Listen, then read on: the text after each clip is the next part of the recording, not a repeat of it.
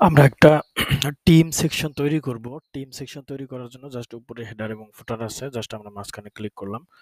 এখান থেকে প্রথমে আমরা হচ্ছে একটা কন্টেইনার নিব। একটা কন্টেইনার নেওয়ার পরে জাস্ট আমরা প্লাস আইকনে ক্লিক করার পরে এখানে লিখব টিম, TEAM, টিম। আর অবশ্যই টিম সেকশন তৈরি করার জন্য মানে টিম মেম্বার তৈরি করার জন্য কিন্তু আপনি যদি সুন্দরভাবে একটা টিম সেকশন তৈরি করতে চান এবং খুব দ্রুত, তাহলে এলিমেন্টস কিট নামে একটা প্লাগইন আছে। এই যে এলিমেন্টস কিট লেখা আছে, এটা জাস্ট এলিমেন্টর থেকে মানে প্লাগইন থেকে হচ্ছে অ্যাড নিউ প্লাগইনে গিয়ে এই প্লাগইনটা হচ্ছে জাস্ট ইনস্টল এবং অ্যাক্টিভ করে নেবেন। নেওয়ার পরে এইখানে আসার পরে আপনি জাস্ট এখানে টিম লিখে সার্চ করে এই যে এলিমেন্টস কিটের একটা উইজেট আপনি দেখতে পারবেন। জাস্ট এখান থেকে আমরা টেনে এনে ছেড়ে দিলাম। তো এইখানে বেসিক্যালি হচ্ছে আমরা জাস্ট দেখতে পাচ্ছি যে আসলে টিম মেম্বারে কি থাকে মনে করেন ৪টা কলামে ৪ জনের হচ্ছে ডিটেইলস থাকবে। সো আমরা এটা না করে জাস্ট আমরা নতুন করে আরেকবার যদি প্লাস আইকনে ক্লিক করে একটা লেআউট আমরা নেই।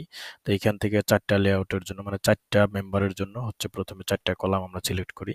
জাস্ট এইখানে আমরা কপি করে এইটাই হচ্ছে এই উইজেটটাই কপি করে আবার এইখানে যদি ছেড়ে দিই দেখেন কেমন দেখা যায়। ওকে? জাস্ট আমরা এটা এখন হচ্ছে রাইট ক্লিক করে ডিলিট করে দিই। সো এইখানে হচ্ছে উপরে টাইটেলে কিছু একটা থাকবে। আমরা যদি এইখানে টাইটেলে হচ্ছে লিখে দেই যে জাস্ট আমরা কিছুই লিখলাম না, টিম লিখলাম। স্টাইলে গিয়ে কালারটা হচ্ছে ডিরেক্ট ব্ল্যাক করে দিলাম এবং ফন্ট সাইজ হচ্ছে আমরা 55 দিলাম। দেন আমরা হচ্ছে সেন্টারে করে দিলাম। এখন যদি আমরা এখানে একটু উপরে হচ্ছে একটু মার্জিন দেই, মার্জিন হচ্ছে 100 দিলাম যাতে সুন্দর দেখায় এবং নিচে আরেকটা সেকশন ধরে মানে টাইটেলের জন্য আলাদা একটা সেকশন হয়ে গেছে, সমস্যা নাই, এটা কোনো বিষয় না। তো তারপরে নিচের টিম মেম্বারের যে সেকশনটা আছে এটা অ্যাডভান্সে ধরে এটার হচ্ছে বটমে দিয়ে দিলাম 100 যাতে সুন্দর দেখা যায়। ওকে? দেন আমরা এখান থেকে জাস্ট ক্লিক করে ইমেজটা চেঞ্জ করে দিব।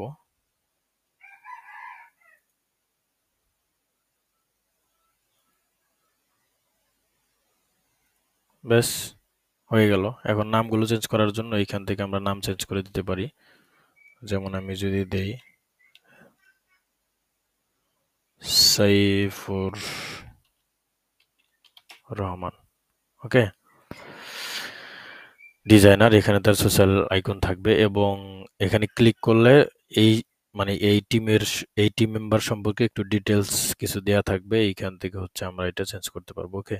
তো এইখানে এগুলো হচ্ছে যদি আপনি চেঞ্জ করতে চান তাহলে অবশ্যই এইখানে ক্লিক করার পরে আপনি যদি সোশ্যাল প্রোফাইলে যান তাহলে এইখান থেকে সোশ্যাল প্রোফাইল চেঞ্জ করতে পারবেন এবং পপ আপ ডিটেলস, এই যে ডিটেলস এখানে কি কি আছে, ফোন নাম্বার, ইমেল, তারপর টেক্সটটা এখানে, হ্যাঁ, সবকিছু এখানে দেয়া আছে।